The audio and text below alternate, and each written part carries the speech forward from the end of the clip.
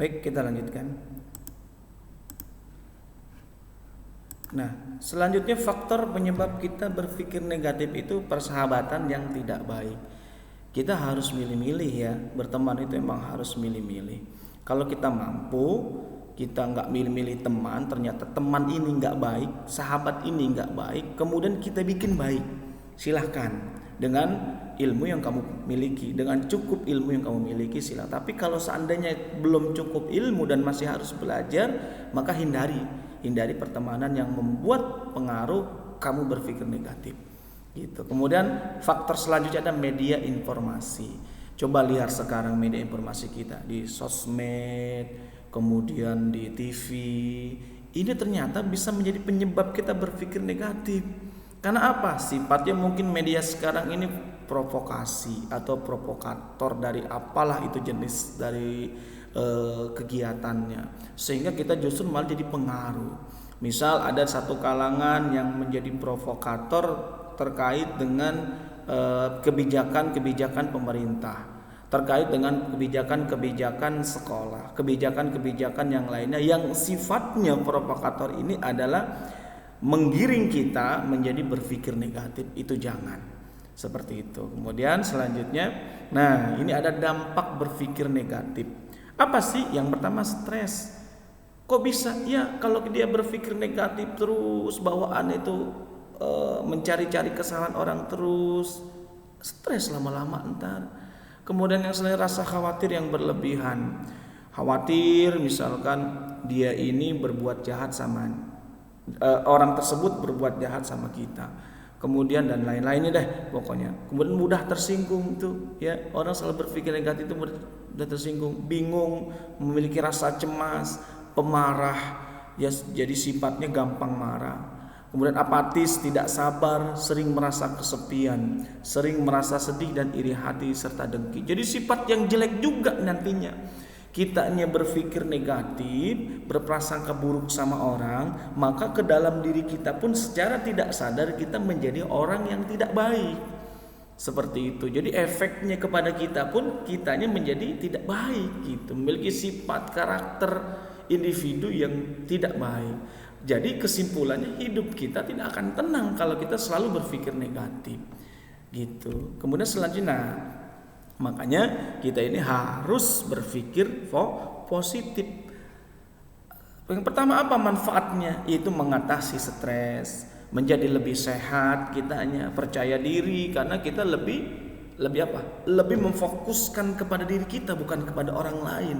Bagaimana kita nanti itu bagaimana kita prosesnya sekarang. Jadi gimana baiknya kita ini harus berpikir positif. Jadi bikin tenang diri kita, bikin tenang pikiran kita, apalagi bikin tenang hati kita, sehingga lisan ataupun omongan yang keluar, pembicaraan yang keluar, maka insya Allah. Makanya kalau dalam agama kita, bagaimana sih kalau seandainya kita ini agar selalu berpikir baik? Satu ya, nih boleh dicatat. Yang pertama adalah kita jangan pernah berhenti untuk belajar, terutama belajar agama. Dalemin agamanya, pelajaran agamanya didalemin. Ya, karena di dalam agama itu nanti kita belajar Al-Qur'an dan akan kita sering baca Al-Qur'an. Makanya kan dalam ayat yang lain Allah menegaskan wa nunazzilu minal Qur'ani ma huwa syifa. Aku turunkan Al-Quran ini untuk obat. Nah, obat apa? Ya obat supaya hati tenang, pikiran tenang, semuanya tenang.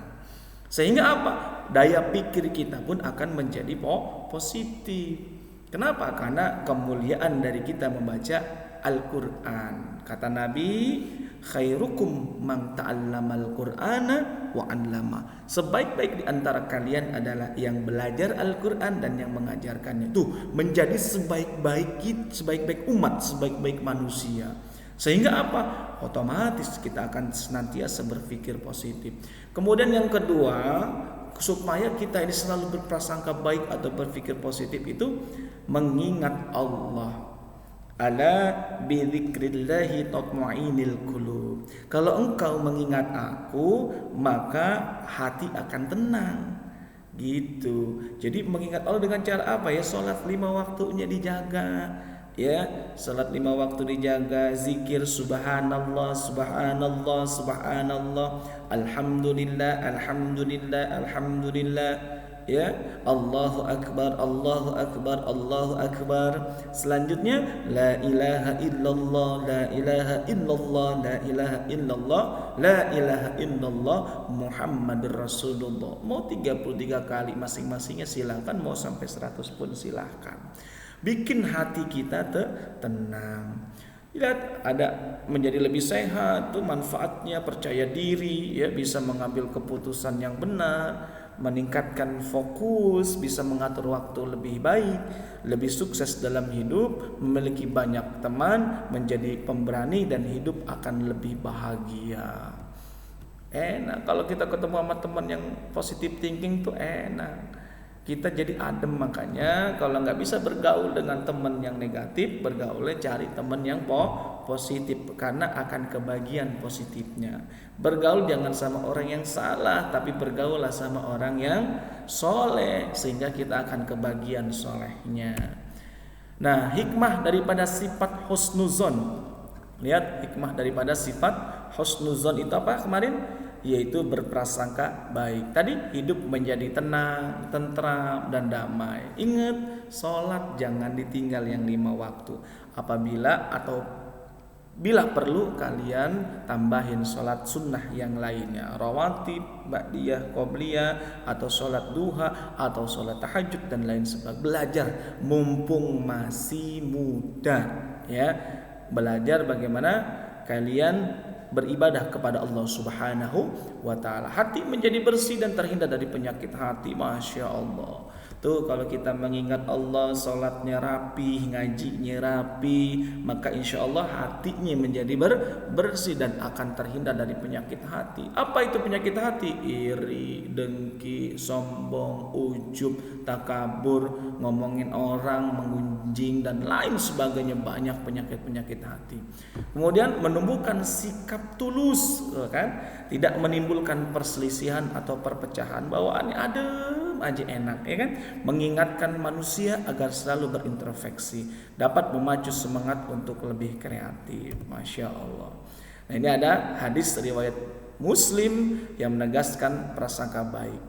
Apa katanya di sini? Sesungguhnya Allah berkata, aku sesuai prasangka hambaku padaku, aku sesuai prasangka hambaku padaku. Jika prasangka itu baik, maka kebaikan baginya, dan apabila prasangka itu buruk, maka keburukan baginya. Tuh, tegas ya.